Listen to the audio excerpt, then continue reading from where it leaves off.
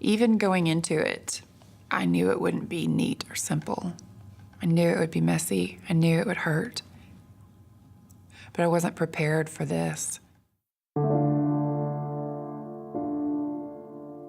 I had been having an affair with a married man, and so I felt like having a child out of wedlock with someone who was married there was no way to come out of that pit of shame. There was no way that that child would ever be loved or would ever be accepted or could ever have a good life. Those are all the lies I heard in my head. I didn't feel like I had a choice. I felt like my only option was to have an abortion. I thought, maybe if I have this abortion, I can live with all of the turmoil inside and at least pretend on the outside to be okay. I was very afraid of mostly what other Christians would say if they knew I was pregnant, a single mom. I decided to go ahead and do the pill because that got rid of the problem quickly and easily, I thought.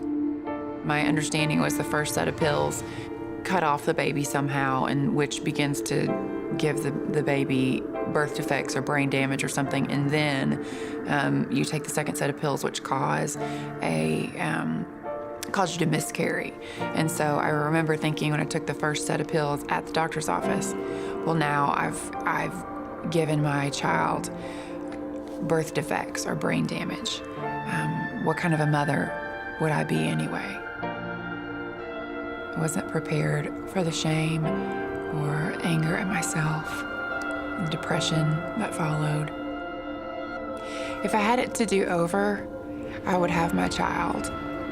Even though it came out of something simple, it would be hard and it would be scary, and I don't know how I would pay the bills. But I really believe that my life would be better today if I had a 7-year-old little kid. I really believe it would be better.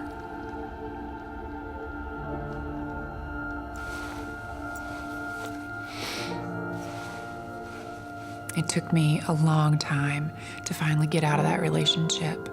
And when I did, I knew that I would have a lot of things to deal with and a lot of things that the Lord needed to set right in my heart and in my life.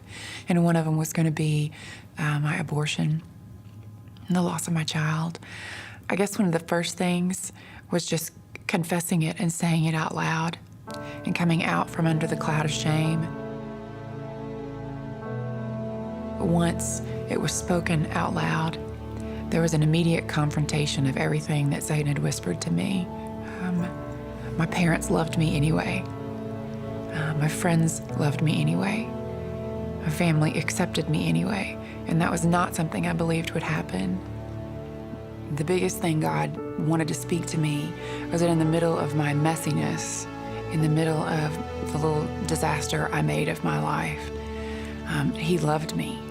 No matter what I did, He could make this good. And He is able to make this good.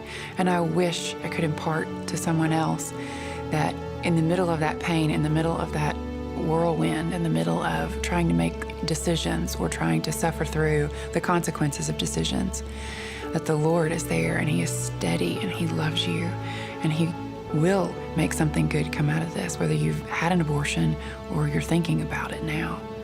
That He is bigger than your pregnancy, or He's bigger than your abortion.